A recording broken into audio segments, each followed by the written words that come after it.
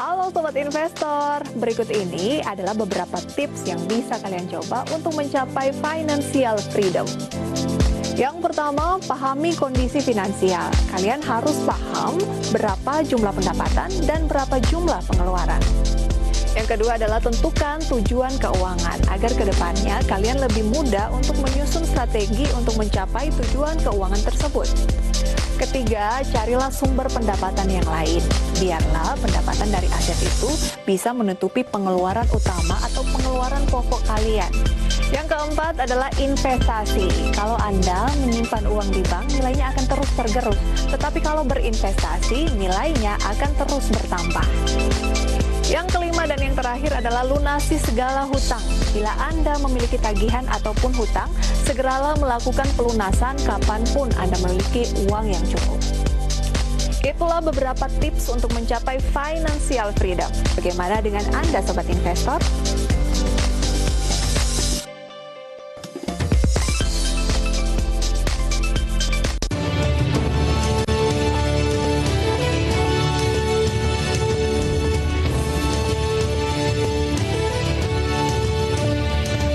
Awali hari Anda dengan informasi terkini yang kami kemas dalam berita teraktual dan berkualitas.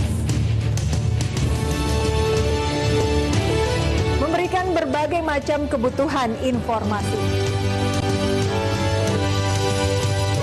Memberikan informasi ekonomi dan bisnis Indonesia juga mancanegara.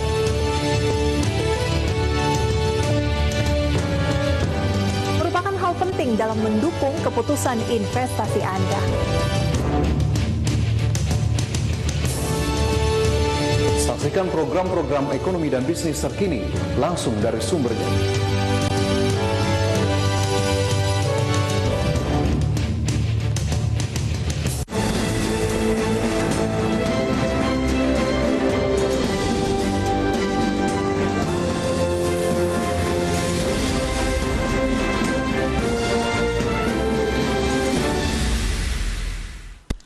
Ya, halo selamat pagi pemirsa, apa kabar Anda di awal pekan ini? Kembali berjumpa bersama saya Prasetyo Wibowo dalam Market Review, program yang mengupas isu-isu penggerak ekonomi Indonesia. Dan pemirsa, live streaming kami bisa Anda saksikan langsung di idxchannel.com.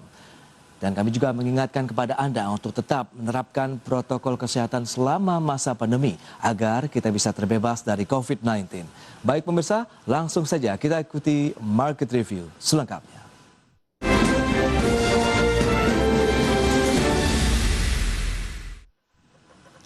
Ya pemirsa, hari ini Bursa Efek Indonesia kembali kedatangan anggota baru yakni PT Widodo Makmur Perkasa Tbk. Emiten berkode saham WMPP dan bergerak di bidang consumer goods dan komoditas agriculture ini menawarkan sebanyak 4,41 miliar saham ke publik.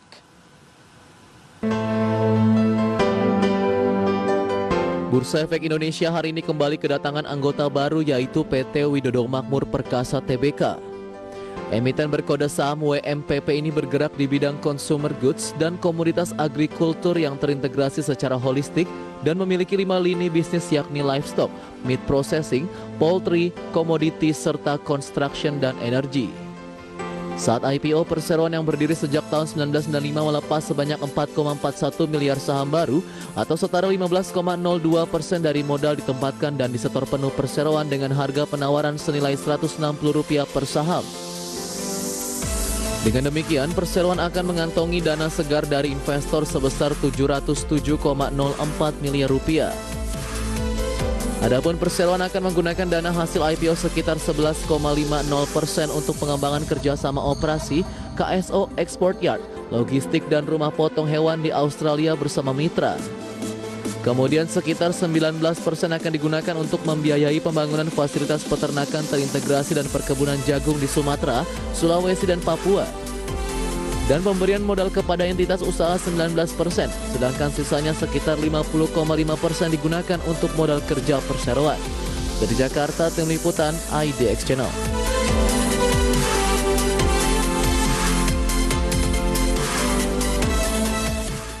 Baik pemirsa, untuk membahas tema menarik kita pagi ini mengenai pencatatan perdana saham PT Widodo Makmur Perkasa Tbk, kita sudah tersambung melalui Zoom bersama dengan Bapak Tumiana. Beliau adalah CEO and founder dari PT Widodo Makmur Perkasa Tbk. Selamat pagi Pak Tumiana.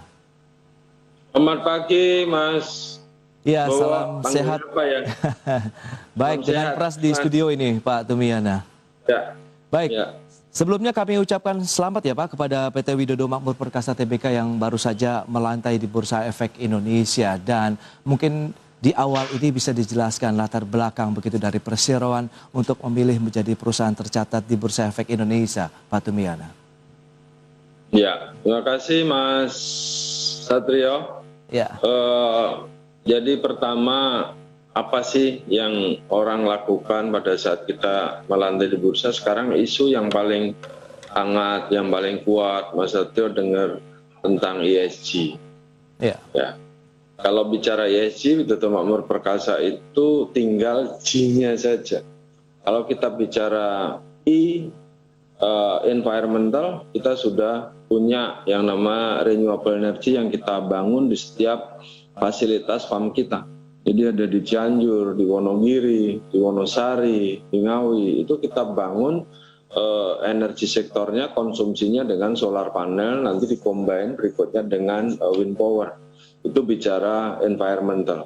Kalau kita bicara sosial, kita juga punya downline dari UMKM besarannya 3.500, dan Widodo Makmur mendidik di kesatriaan entrepreneurnya Widodo Makmur di Jawa Tengah sana setiap 2 minggu mengeluarkan pelaku usaha di UMKM menjadi downline kita dan marketnya kita off-take. Di sana juga ada bicara tentang pesantren, development community, terus kebutuhan jagung kita develop dengan community di seputaran farm maupun di seputaran plantation kita untuk kawin dengan kita. Itu bicara tentang sosial, sehingga ujungnya apa? G, governance. Ya. Kalau kita bicara governance, ya IPO adalah salah satu caranya, sehingga kita nanti ke depan dapat, selain kita dapat capital dari market dengan harga yang murah, terus kita bisa dapat support funding dengan ESG konsep yang boleh dibilang zero interest rate. Itu kan sesuatu yang menarik dan kita berbuat untuk planet ini. Sehingga kalau kita bicara membangun Widodo Makmur ini, kalau saya balik kalimatnya adalah profitnya di ujung. Jadi people, planet, profit. Akibat development orang, kita men-serve planet, ujung perbuatan kita adalah profit.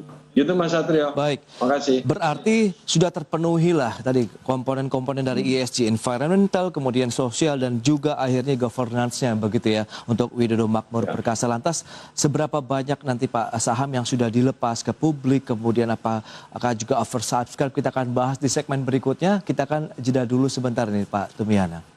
Ya pemirsa, jangan beranjak dari tempat Anda, kami masih akan kembali sesaat lagi.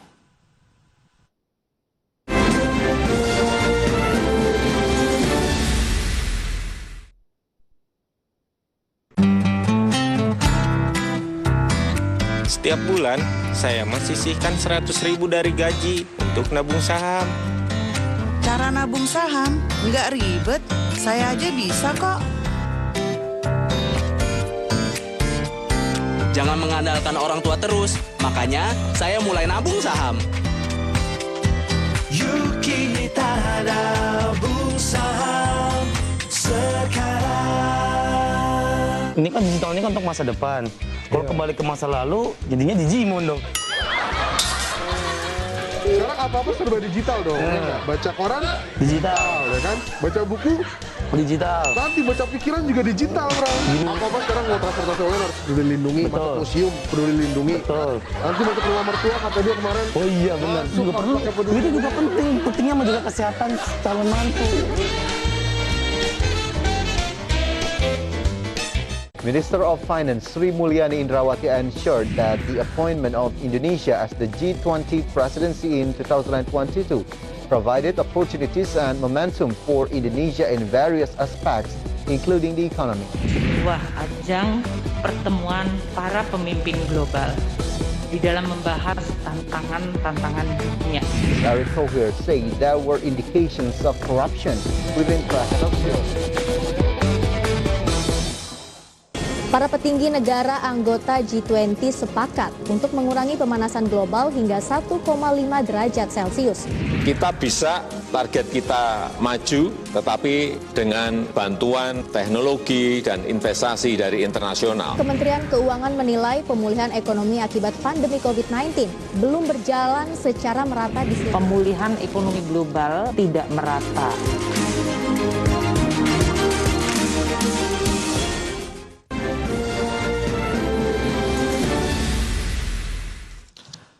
Ya, terima kasih Anda masih bergabung bersama kami dalam Market Review. Pemirsa, berikut ini akan kami sampaikan infografik untuk Anda. Kita akan cermati dari profil emiten yang hari ini baru saja melantai Bursa Efek Indonesia, yakni PT Widodo Makmur Perkasa Tbk. Data selengkapnya bisa Anda saksikan di layar televisi Anda. Ya, kita lihat ini adalah profil dari PT Widodo Makmur Perkasa Tbk dengan kode emiten WMPP, saham IPO sekitar 4,41 juta saham, kemudian ini sekitar 15,02% dari modal ditempatkan oleh perseroan. Underwriternya apa saja? Ada PT BRI Dana Reksa Sekuritas, kemudian CIMB Niaga Sekuritas, Mirai Aset Sekuritas Indonesia, dan PT Surya Fajar Sekuritas. Tanggal IPO hari ini dengan harga IPO-nya Rp160 per saham dan dana hasil IPO yang diperoleh oleh perseroan sekitar Rp707,04 miliar. Selanjutnya kita akan cermati dari sisi penggunaan dana dari hasil IPO itu untuk apa saja. Ya, seperti yang bisa Anda saksikan, 11,5% digunakan untuk membiayai pengembangan kerjasama operasi, kemudian 19% untuk membiayai pembangunan peternakan, kemudian 19% berikutnya untuk pemberian modal bagi entitas usaha, dan 50,5% untuk modal kerja perseroan. Selanjutnya kita akan lihat dari kepemilikan saham dari PT Widodo Makmur Perkasa Tbk. Ini sesudah IPO. Tumiana sekitar 81,24%, kemudian Warsini 3,4%, Mega Nur Fitriana 0,34%, masyarakat 15,02%. Dan berikutnya dari sisi posisi aset ya, kita lihat liability, kemudian ekuitasnya. Dari aset sekitar 4,17 triliun rupiah, ini data per 30 Juni, kemudian liability-nya 2,6 triliun rupiah dan ekuitas 1,56 triliun rupiah. Baik, kita lanjutkan kembali perbincangan bersama dengan Bapak Tumiana, CEO and founder dari PT Widodo Makmur Perkasa Tbk. Baik Pak Tumiana, tadi sudah disampaikan data-data terkait dengan jumlah saham yang diterbitkan, kemudian dengan harga IPO-nya sendiri sudah disampaikan. Lantas bagaimana Pak dari sisi penggunaan dana dan target dari penggunaan dana sendiri untuk apa saja ini? Silakan. Ya, Mas, pertama dari total penggunaan dana yang kita dapatkan dari market itu salah satunya untuk pengembangan usaha, untuk ekspor jet, kerjasama operasi di Australia. Kedua untuk injection ke anak usaha dan untuk melakukan penanaman corn ataupun integrated farming. Sisanya yang 50% kira-kira itu untuk modal kerja. Jadi seluruh pendapatan capital itu kita pakai untuk meningkatkan usaha ke depan. Karena setelah IPO ini kita akan melakukan capex spending yang cukup besar, average per tahunnya 1,8 dan menjadi 10,8 triliun dalam durasi 5 tahun ke depan, itu untuk mendasari terhadap sarana produksi perusahaan sehingga kita akan menuju market share nasional yang lebih besar. Itu kira-kira Mas. Baik, tapi kalau kita cermati dari secara keseluruhan begitu dari dana segar yang sudah diperoleh, lantas bagaimana respon juga dari investor sejauh ini nih Pak? Ya, kalau kita lihat suasana global kondisinya kayak gini ya, maksudnya kita lihat ini gerakan pagi itu masih mulai merangkak, mulai naik tadi. Jadi pagi pas bukaan mengalami minus, sekarang sudah mulai sedikit-sedikit recover. Pada saat saya duduk sini sudah menuju kembali ke harga, mudah-mudahan nanti di siang orang meyakini terhadap proses bisnis kita, karena kita bekerja di sektor pangan dan fundamental company-nya oke, tentunya market akan bisa melihat apa yang dilakukan oleh Widodo Makmur. Gitu Mas. Baik, nah mungkin bisa Anda jelaskan lebih jauh ini Pak Tumianda dari profil perusahaan sendiri begitu, mungkin ini bisa menjadi insight juga bagi pemirsa IDX Channel, silakan. Oke. Kita punya 5 bisnis cluster dari holding ini. Pertama adalah integrated cattle farm. Itu kita mulai menggemukkan sapi sampai dengan kita membreeding.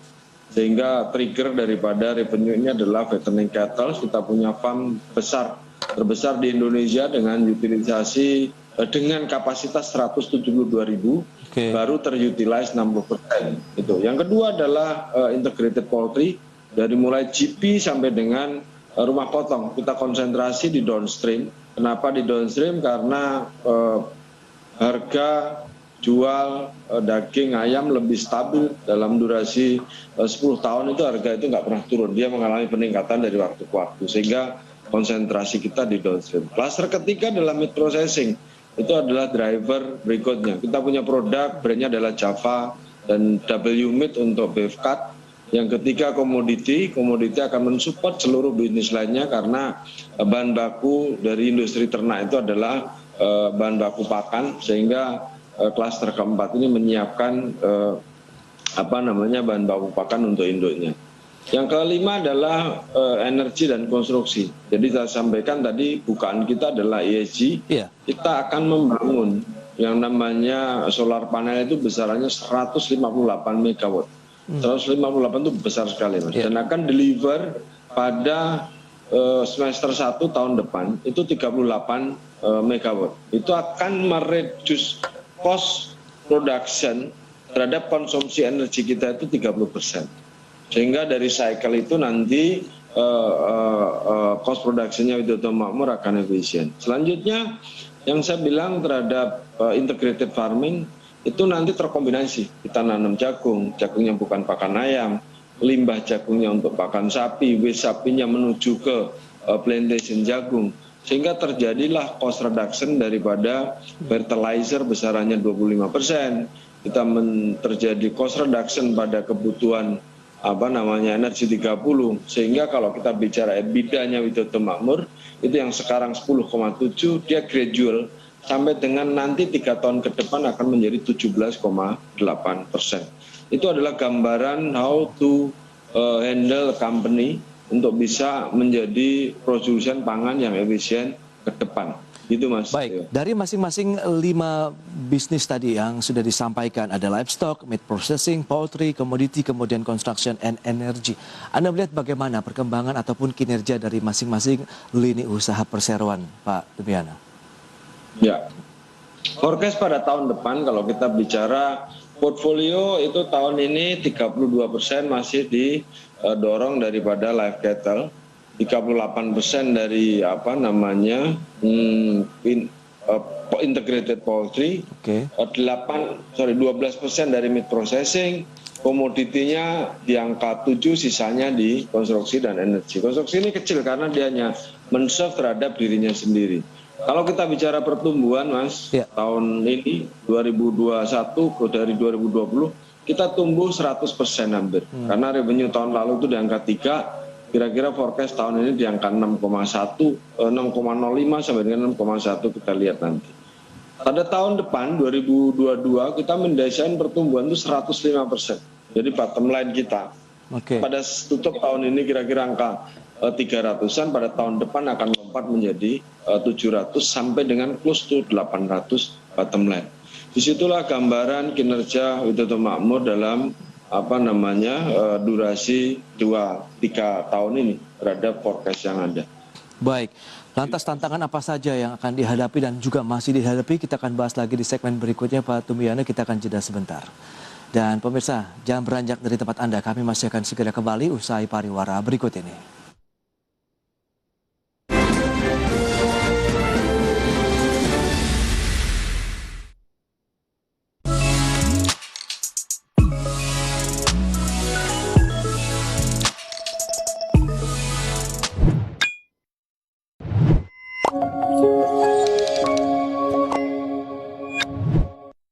Ini kan digital ini kan untuk masa depan. Kalau kembali ke masa lalu, jadinya Digimon dong. Sekarang apa-apa serba digital dong. Ya nggak? Baca koran Digital, ya kan? Baca buku digital. nanti baca pikiran juga digital, Bro. Apa-apa sekarang mau transportasi online harus peduli lindungi, masuk museum peduli lindungi. Betul. Nanti masuk rumah mertua kata dia kemarin. Oh iya benar. Juga perlu. Itu juga penting. Pentingnya menjaga kesehatan calon mantu. Sebanyak 7 bank telah menyetujui restrukturisasi kredit PT Waskita Karya Persero Tbk dengan outstanding sebesar 21,9 triliun rupiah. Pemirsa, Bursa Efek Indonesia mencatat saat ini terdapat 12 emiten yang berencana melakukan buyback saham. Pertimbangan dengan 4 rekomendasi saham ini, Pak Rofandi, mungkin untuk Akra terlebih dahulu, Pak. 2 hari ini mungkin dia akan berkonsolidasi dan akan terjadi rebound.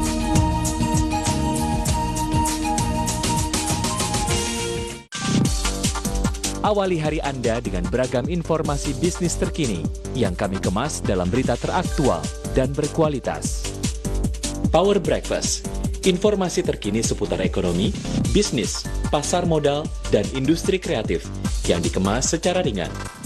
New Screen menyajikan informasi ekonomi, bisnis, dan keuangan. Market Headline menayangkan berita ekonomi dan bisnis dalam bahasa Inggris. Saksikan program-program berita ekonomi dan bisnis terkini langsung dari sumbernya, live hanya di IDX Channel. Your trustworthy economic, business, and capital market channel. Ya, Anda masih menyaksikan Market Review. Kita lanjutkan kembali perbincangan bersama dengan Bapak Tumiana, CEO and Founder dari PT Widodo Makmur Perkasa Tbk. Pak Tumiana, tadi sempat tertunda. Bagaimana dengan tantangan yang selama ini masih dihadapi oleh perseroan? Bagaimana juga dengan ketersediaan bahan baku dan kapasitas produksi nih Pak dari masing-masing lini usaha perseroan? Ya, pertama Mas, itu kalau ngomong tantangan, semua bisnis punya challenge gitu ya. Semua bisnis punya tantangan, dan tantangan industri pangan ke depan itu apa? Bahwa kita harus meningkatkan kapasitas produksi, dan kedua, harga pangan di dunia lagi nggak stabil. Sekarang semua kita bahas, dan ke depan kita akan mengalami shortage dalam 5 tahun ke depan, bagaimana perusahaan menyiapkan sarana produksinya, dan membesarkan balance sheet kapasitinya untuk bisa menyongsong era di mana climate change terjadi sehingga produksi pangan itu mengalami penurunan. Itu adalah tantangannya. Yang kedua pertanyaannya Mas dengan Pras ya. Mas Pras, kita ke depan distribusi channel akan kita bangun untuk mendekatkan daripada hasil produksi kita. Jadi kita punya hub setiap provinsi 1. Terus kedua seluruh Jawa dan Bali menjadi prioritas 1.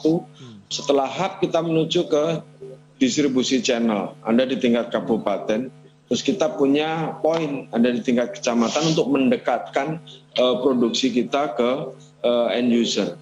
Itu adalah bagaimana caranya Widodo Makmur Perkasa melakukan distribusi yang efisien sehingga kita punya produk bisa affordable terhadap konsumen. Yang ketiga adalah bagaimana tadi saya ceritakan di depan, kita membangun sebuah bisnis ekosistem yang bagus untuk bisa mendapatkan nilai tambah sehingga kembali kepada efisiensi terhadap pos produksi kita. Itu kira-kira Mas Satrio, Mas Pras. Baik, tapi kalau kita cermati dengan kondisi saat ini, strategi bisnis tadi yang sudah disampaikan ada 3 hub, kemudian distribusi channel, kemudian ekosistem bisnis sendiri, apakah ini sudah mulai terbentuk begitu secara terintegrasi, Pak Tumiana? Sudah, jadi semua sudah terintegrasi, bisnis kita sudah link semua. Yang tadi saya sampaikan itu bukan rencana, tapi sudah realize. Contoh kita ngomong energi sektor, kita sudah terpasang 12,5 mega. Ngomong solar panel 12,5 mega dari target 158 itu gede Mas. Gede sekali. Kita bicara ngomong channeling, itu seluruh Indonesia kita punya. Selain kita konsentrasi di Jawa, kita juga bangun digitalisasi bekerja sama dengan beberapa platform untuk bisa mendekatkan barang kita. Jadi itu semua sudah terjadi daripada besaran produksi kita. Jika kita mendesain market share nasional untuk beef itu di 27, untuk poultry itu di 12 pada 4 tahun ke depan. Ya, silakan Mas. Baik, nah dengan kondisi seperti ini bagaimana dengan wilayah-wilayah pemasaran? Apakah lebih banyak dipasarkan untuk konsumsi dalam negeri atau juga ini mungkin 50-50 antara ekspor dan juga kebutuhan dalam negeri? Mas, fasilitas produksi kita siapkan untuk ekspor standar. Tapi bahwa dalam negeri kita sendiri supportnya belum cukup. Bahwa mau ekspor, mau pasar dalam negeri itu subject to. Artinya pilihan-pilihan, mana yang bisa memberikan yield yang terbaik, disitulah kita menuju pasar. Jadi kalau kita bicara misalnya Widodo Makmur sekarang, rumah potong internasional standar. Kalau ada permintaan dari internasional dengan pricing yang baik, kita pasti masuk. Pasti masuk. Tapi kalau lokal permintaan lebih baik, kenapa kita juga harus keluar? Itu adalah pilihan bagaimana membangun strategi market yang ada. Contoh misalnya saya bangun integrated cattle gitu. Ya memang support dalam negeri nggak cukup. Kalau kita ekspor kita nggak mungkin menang juga dengan misalnya Amerika. Toh tujuannya adalah tujuan ekspornya kemana negara yang kita tuju, gitu. Jadi bahwa ekspor berapa komposisinya itu pilihan. Bahwa nasional support belum cukup, Mas. Ya, makasih. Sesuai dengan kondisi begitu ya berarti ya Pak Tumiana ya. Lantas bagaimana dengan kondisi saat ini dengan adanya pandemi COVID-19 terhadap perseroan? Ya. Pandemi kalau dibilang nggak ada gangguan ya ada, Mas. Jadi kalau tahun 2020 kita pertumbuhan rendah, tapi 2021 tadi saya sampaikan dari 2020 sudah mulai kembali karena pertumbuhan kita sudah 100%. 19 ke 20 kita tumbuh nggak gede, cuma 16, kecil sekali. Tapi begitu 2021 kita tumbuh 100%. Seiring dengan satu kondisi environment yang sudah membaik. Fasilitas produksi kita juga sudah meningkat. Disitulah kita mulai recover dan tahun depan kita masih mendesain pertumbuhan 105. 105% tahun depan untuk 2022. Optimisme Anda untuk menatap ke depan seperti apa ini Pak Tumiana terakhir? Ya, Mas, yang namanya sektor pangan itu dengan cuaca apapun manusia akan membutuhkan. Dan dengan climate change, statement banyak di luar, artikel dibaca, data membaca bahwa 5 tahun lagi dan 10 tahun lagi region akan mengalami defisit terhadap support pangan. Disitulah keyakinan kita untuk membuka lahan 30.000 hektar itu akan mendasari terhadap peningkatan produksi kita. Gitu Mas Ras, terima kasih. Baik, Pak Tumiana, terima kasih banyak Pak atas insight yang diberikan dan juga waktu yang disempatkan, juga sukses untuk melaju terus dari PT Widodo Makmur Perkasa Tbk. Selamat melanjutkan aktivitas Anda kembali dan stay healthy Pak Tumiana. Terima kasih. Ya pemirsa, jam beranjak dari tempat Anda karena di segmen berikutnya kami masih akan kembali dengan tema menarik lainnya. Kembali lagi terkait dengan pencatatan perdana saham dan kali ini dari PT Jaya Suarasa Agung Tbk. Kami segera kembali.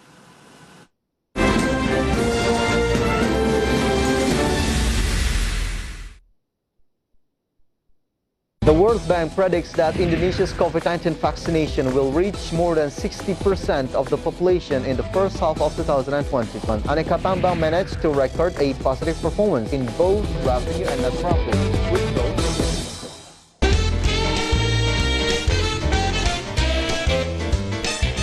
Awal mula Kak Sabrina tuh bisa menjadi analis pasar modal tuh apa sih yang memotivasi hingga tertarik dengan dunia investasi? Waktu itu aku pengen tahu kira-kira saham itu apa sih sebenarnya gitu kan.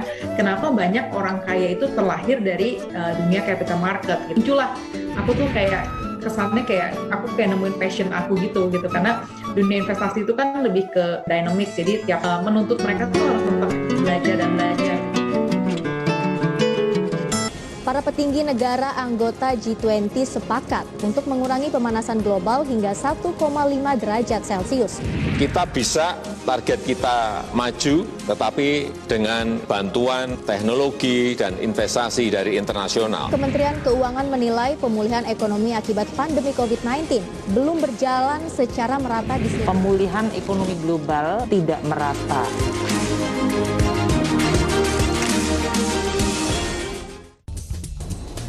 seiring meluasnya cakrawala investasi di tengah pasar saham yang dinamis.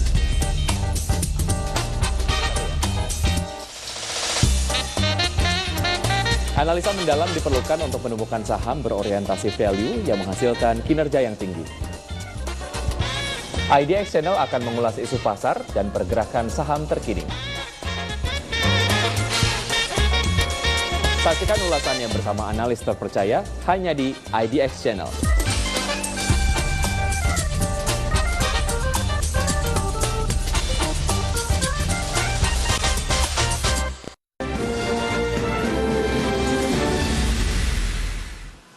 Ya, pemirsa, PT Jaya Suarasa Agung Tbk resmi melakukan pencatatan perdana saham atau initial public offering di Bursa Efek Indonesia. Produsen makanan ringan sehat asal Indonesia ini menawarkan 240,3 juta saham baru kepada publik dengan harga penawaran perdana senilai Rp360 per saham.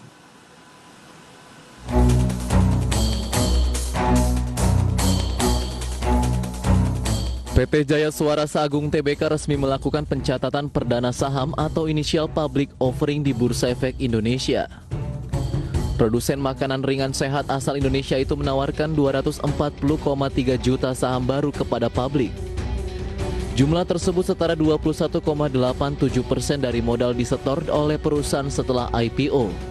Adapun harga penawaran perdana senilai Rp360 per saham, sehingga emiten berkode saham TAYS ini berpotensi memperoleh dana segar dari hasil IPO hingga Rp86,5 miliar.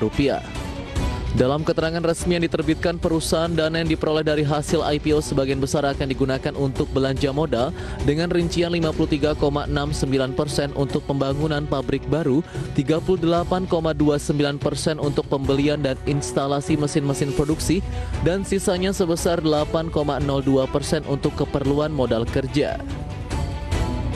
Sebagai informasi, Thais Bakers didirikan pada tahun 1998 dengan lokasi pabrik di Tangerang yang bergerak di bidang industri fast moving consumer goods yang berfokus di pasar makanan ringan. Saat ini produk Thais Bakers telah diekspor ke mancanegara seperti ASEAN, China, Taiwan, Korea, Australia, Timur Tengah hingga Amerika Serikat. Dari Jakarta, tim liputan IDX Channel.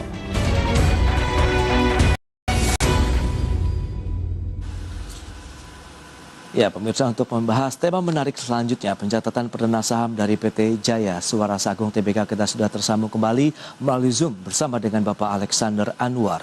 Beliau adalah CEO dari PT Jaya Suarasa Agung Tbk. Ya, selamat pagi Pak Alex. Pagi Pak. Ya, salam sehat Pak Alex.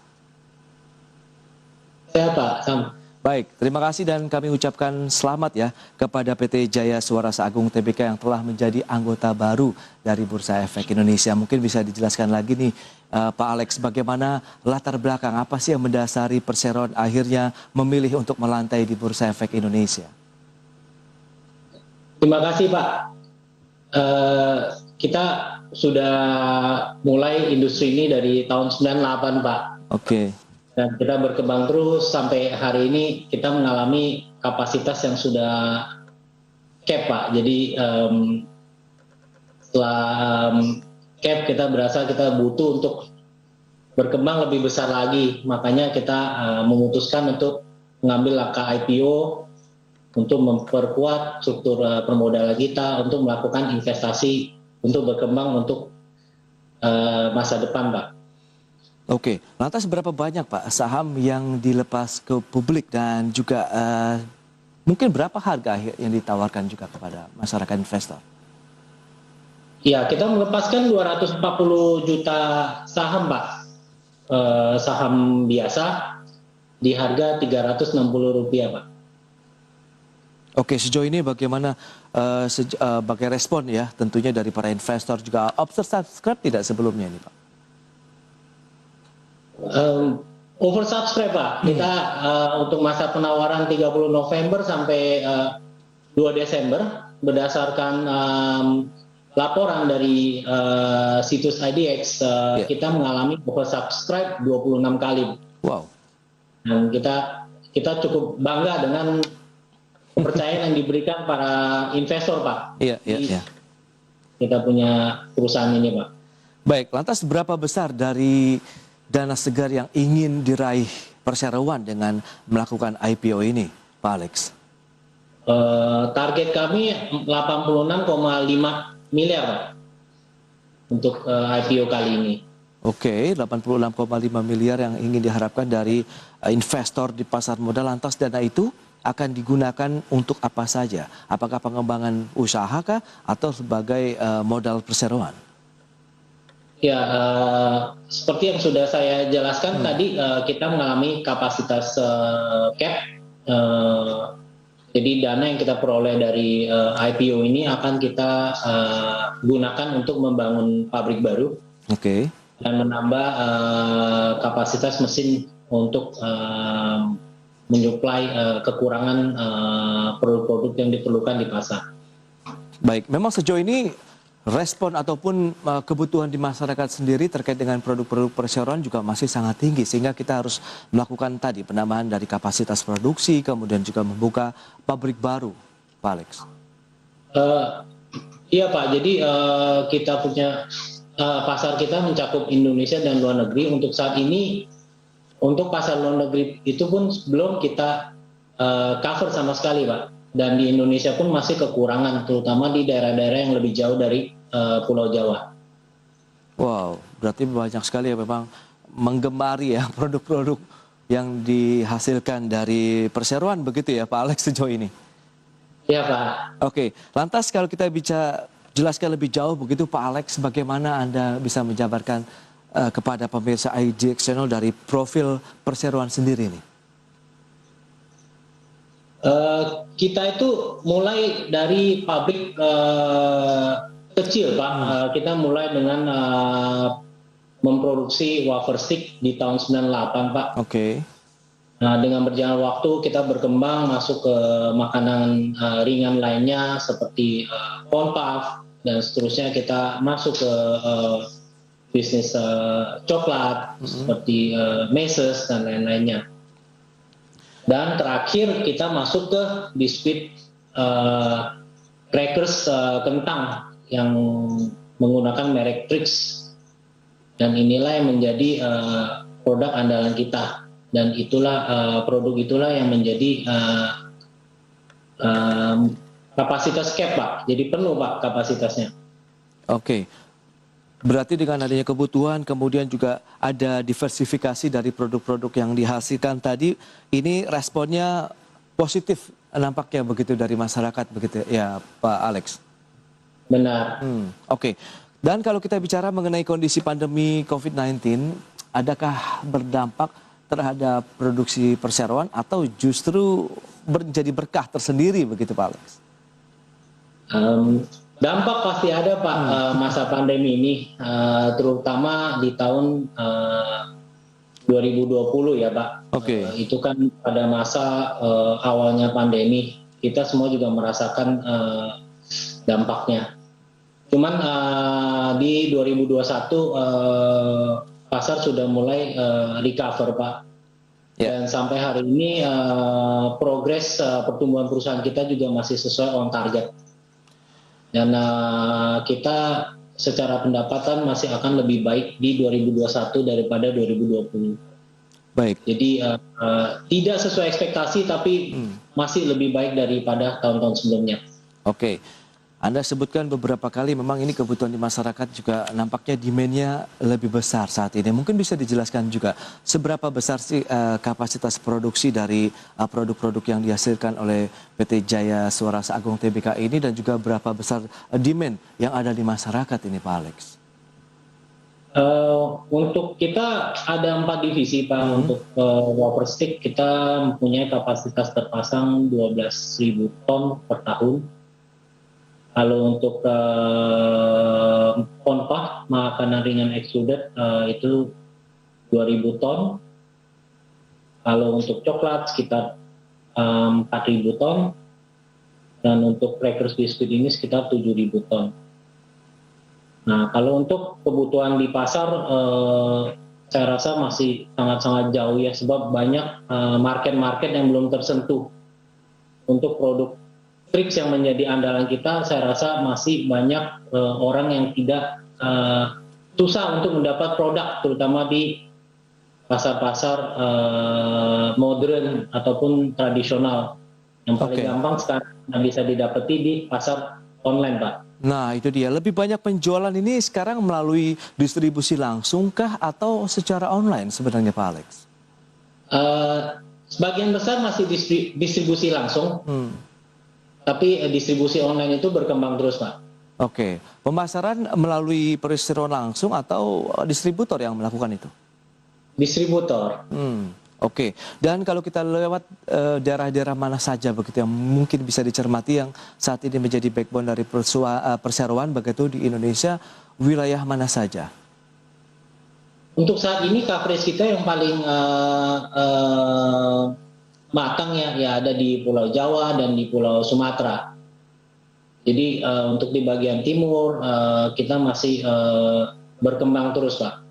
Oke, tantangannya apa saja Pak yang selama ini ditemui kalau kita bicara mengenai market yang masih didominasi wilayah di Pulau Jawa, kemudian Sumatera? Ya, untuk di luar sana problem utama logistik ya Pak ya. Kita punya jarak tempuh yang lama, ongkos distribusi yang mahal. Sampai saat ini ya itu masih menjadi tantangan terberat kita lah di bidang ini. Oke, memang sejauh ini pabrik berada di lokasi Pulau Jawa kah, Pak Alex, sehingga nanti? Di Jawa, Pak, di Tangerang. Di Tangerang, oke. Dan upaya-upaya untuk ekspansif yang lebih tinggi lagi seperti apa? Karena memang bicara mengenai logistik kan membutuhkan perjalanan waktu yang lebih lama. Apakah ada upaya untuk membangun pabrik di luar Jawa misalnya? Untuk saat ini belum ada rencana, Pak, tapi tidak tutup kemungkinan untuk ke arah sana. Oke, untuk wilayah Jawa dan Sumatera, apakah itu yang menjadi salah satu demand terbesar dari konsumen? Iya, Pak. Baik. Iya, itu menjadi demand terbesar kita, Pak. Oke, Indonesia Timur, ini kan bicara mengenai makanan ringan begitu. Apakah lebih kepada karena kondisi masyarakat juga yang menentukan begitu bahwa lebih banyak daerah-daerah tersebut, misalnya Jawa dan Sumatera yang lebih menyukai makanan-makanan ringan kah? Atau mungkin Anda melihat ada suatu prospek bisnis yang lebih jauh ke depan? Tidak juga sih Pak, ini balik ke permasalahan distribusi yang belum sampai. Oke. Jadi kita yakin produk kita itu bisa diterima oleh seluruh penduduk Indonesia.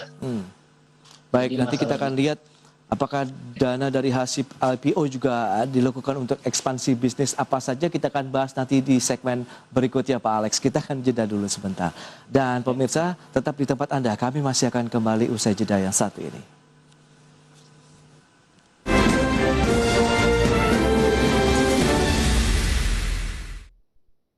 Ini kan digital ini kan untuk masa depan. Kalau kembali ke masa lalu, jadinya Digimon dong. Sekarang apa-apa serba digital dong.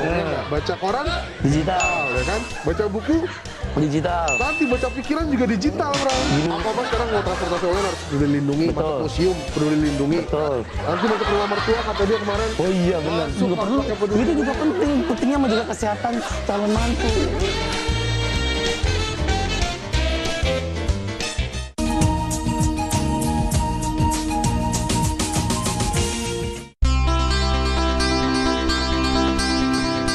Investor, kalian udah punya rumah belum? Berikut ini adalah tips bagi kalian yang ingin memiliki rumah impian. Tips yang pertama adalah menabung auto debit untuk membayar DP rumah. Kesulitan utama dalam membeli rumah adalah membayar uang muka sebagai syarat KPR.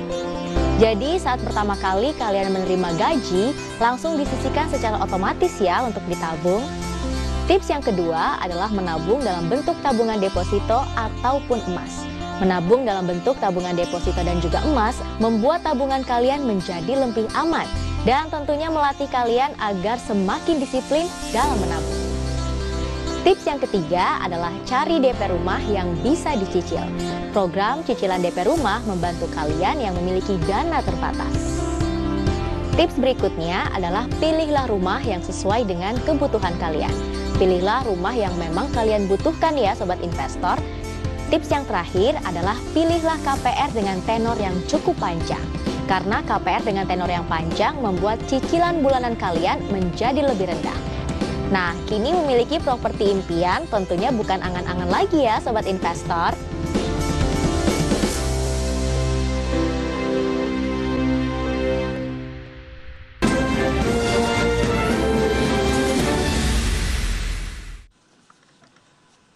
Ya, terima kasih Anda masih bergabung bersama kami dan berikut ini akan kami informasikan terlebih dahulu ya terkait dengan profil emiten. Baik.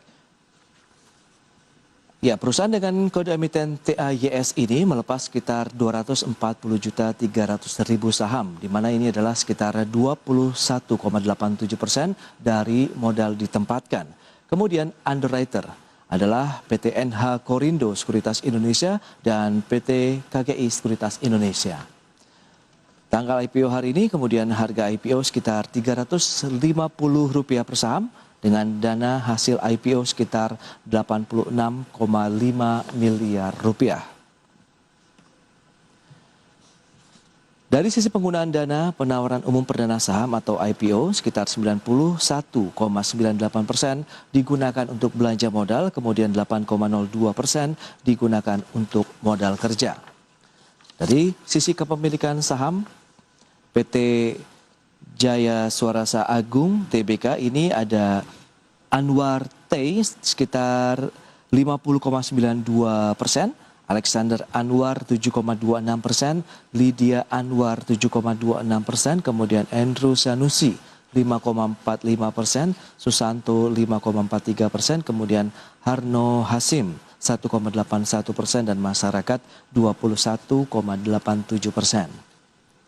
Ya, kita lihat dari aset sekitar Rp267,65 miliar, liability-nya Rp216,64 miliar dan ekuitas Rp51 miliar. Baik, kita akan lanjutkan kembali perbincangan bersama dengan Bapak Alexander Anwar, CEO dari PT Jaya Suarasa Agung TBK. Ya, halo Pak Alex. Ya, Pak, kita akan lanjutkan kembali Pak. Tadi saya sudah menyampaikan informasi kepada pemirsa terkait dengan dana hasil IPO yang sebanyak Rp86,5 miliar. Ini sebagian besar digunakan untuk belanja modal ya Pak. Kemudian 8%-nya saja yang digunakan untuk modal kerja. Mungkin bisa dijabarkan lebih jauh lagi Pak untuk belanja modal dari perseroan ini apa saja dari dana segar yang diperoleh IPO hari ini? Iya, jadi dari belanja modal yang kita alokasikan itu 56 sekian persen itu dianggarkan untuk pembangunan pabrik baru. Oke. Lokasi di Sumedang. Untuk sisanya itu adalah untuk pembelian mesin-mesin produksi. Baik. Sekitar 30 sekian persen. 50%-an untuk pengembangan pabrik di wilayah Sumedang. Sejauh ini prospek dan prosesnya mungkin bisa disampaikan ini Pak Alex sudah sejauh mana nanti?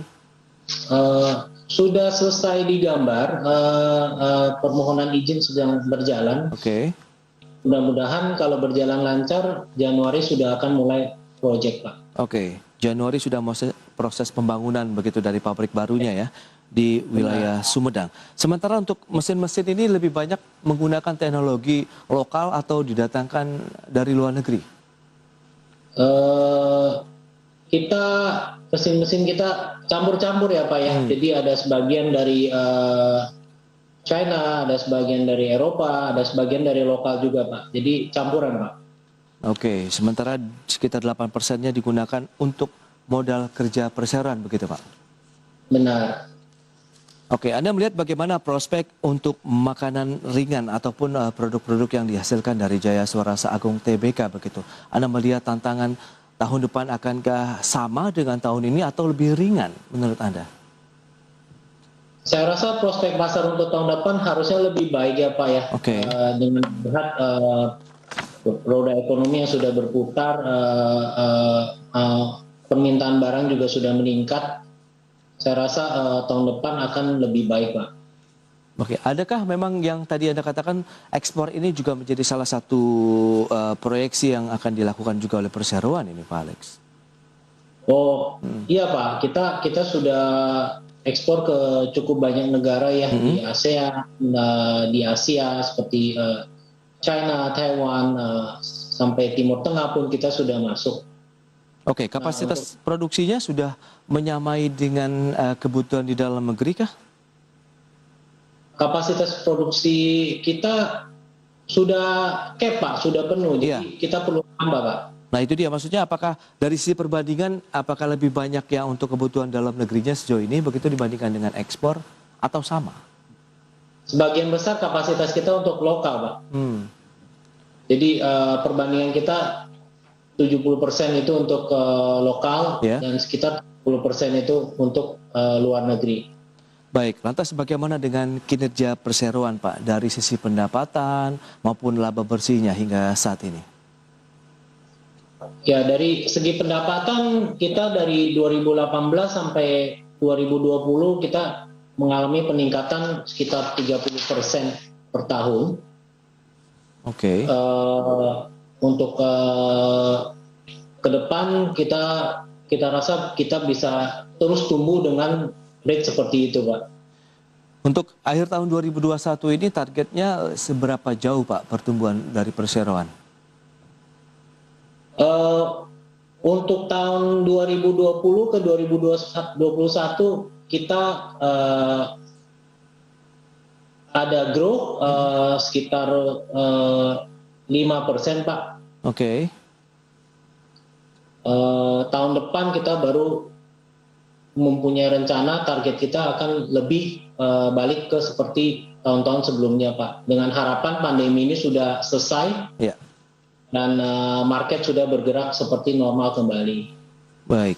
Lantas strategi dan inovasi apa saja yang sudah disiapkan oleh perseroan ini Pak Alex untuk menghadapi tahun depan yang Anda katakan oke lah kita sudah mulai menggeliat lagi ekonomi nasional, kemudian market yang sudah mulai kembali lagi beraktivitas. Lantas apa saja yang akan dilakukan dari sisi inovasi maupun strategi perseroan sendiri? Ya, kita akan terus berinovasi di snack-snack makanan ringan yang bertema sehat. Rendah kalori, tinggi protein, high fiber. Nah, di sanalah kita akan terus berinovasi untuk berkembang. Baik, lantas keunggulan kompetitif apa yang mungkin bisa disampaikan kepada investor pasar modal tentunya ini Pak Alex? Ya, saya rasa Tastemakers ini mempunyai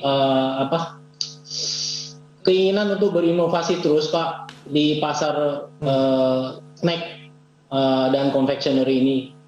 Dengan market cap 450 triliun, kita itu baru 0,1% Pak dari pasar Indonesia ini. Kita rasa ruang tumbuh kita itu masih sangat luar biasa.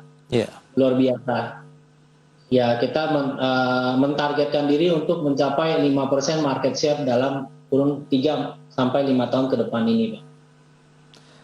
5% penguasaan pangsa pasar dalam waktu 3 sampai dengan 5%. Anda melihat bagaimana dengan prospek perusahaan sendiri dengan penambahan pabrik baru tadi, apakah sudah bisa mengakomodasi target tersebut atau perlu ada yang lebih jauh lagi? Saya rasa pabrik baru ini merupakan langkah pertama ya Pak untuk tahun 2022. Ya, kita akan ambil satu langkah demi satu langkah untuk menuju target itu, Pak. Oke. Dari sisi produk tadi Anda sudah katakan ini tema dari makanan ringan yang sehat begitu ya, yang memang akan dikembangkan oleh perseroan. Apakah hanya sebatas itu ataukah akan ada diversifikasi usaha ke depannya? Ya, untuk saat ini kita emang melihat ada satu bidang industri daging nabati ya Pak. Itu merupakan suatu prospek industri yang sangat luar biasa di luar negeri. Dan kita emang sedang mencari atau mengeksplor Pak kemungkinan untuk membawa produk-produk inovatif ini ke pasar Indonesia. Oke, nanti akan diproduksi juga di dalam negeri kah? Belum tahu Pak, masih tahap penjajakan Pak. Mudah-mudahan bisa kita bawa ke sini Pak. Oke, sambil lihat marketnya dulu ya, seperti apa begitu ya Pak Alex ya? Tapi kita lihat bagaimana Anda melihat proyeksi untuk beberapa tahun ke depan lah, paling tidak Anda melihat untuk lini bisnis yang sedang Anda kembangkan saat ini begitu. Adakah Anda melihat justru dibutuhkan regulasi yang lebih ketat lagi begitu ataupun yang lebih mendukung untuk industri makanan ringan di Indonesia? Saya rasa Indonesia itu sudah cukup baik ya di bidang ini dari segi regulasi, dari segi ketersediaan bahan baku. Saya rasa sangat memadai dan Indonesia itu juga merupakan suatu tempat strategis untuk menyuplai produk-produk FMCG ini secara regional. Ya, dari sisi kompetisi dengan perusahaan-perusahaan lain bagaimana strategi yang sudah disiapkan? Karena kan tadi Anda katakan ceruknya sejauh ini masih sekitar 0,1%, kemudian 5% ditargetkan dalam jangka 3 sampai dengan 5 tahun ke depan. Tidak bisa dipersingkat begitu, Pak Alex kira-kira? Ya namanya kita ini pertumbuhan kita butuh waktu lah Pak. Dan kita mencari terus, kita nggak mungkin bisa masuk ke pasar dengan produk yang sama ya. Jadi kita mengutamakan inovasi dan produk diferensiasi. Jadi itulah kunci kita sebenarnya untuk berkembang. Baik. Harapan Pak Alex terakhir bagaimana terkait dengan perusahaan yang baru saja melantai di Bursa Efek Indonesia? Ya, dengan masuk ke bursa kita berharap kita punya perkembangan, kita punya pertumbuhan bisa kita bagi-bagikan dengan para masyarakat, para investor, Pak. Baik, Pak Alex, terima kasih banyak Pak atas waktu yang disempatkan dan insight yang menarik tentunya bagi para investor dalam menyikapi perusahaan-perusahaan yang baru melantai di Bursa Efek Indonesia. Selamat melanjutkan aktivitas Anda kembali dan stay healthy, Pak Alex. Thank you Pak, makasih. Baik pemirsa, demikian perbincangan kami bersama dengan Bapak Alexander Anwar, CEO dari PT Jaya Suarasa Agung Tbk. Dan demikian juga akhir dari perjumpaan kita dalam Market Review hari ini. Untuk mencegah penularan COVID-19, selalu memakai masker dan cepatlah vaksin. Karena masker terbukti menekan risiko penularan hingga 80%, kemudian vaksinasi meminimalisasi risiko kematian hingga 73%. Untuk itu, ayo pakai masker dan cepat vaksin, karena masker dan vaksin adalah dua sejoli pasangan serasi di masa pandemi yang menjaga kita tetap sehat dan bahagia. Ya, saya Prasetyo Wibowo beserta kerabat kerja yang bertugas undur diri. Terima kasih dan sampai jumpa.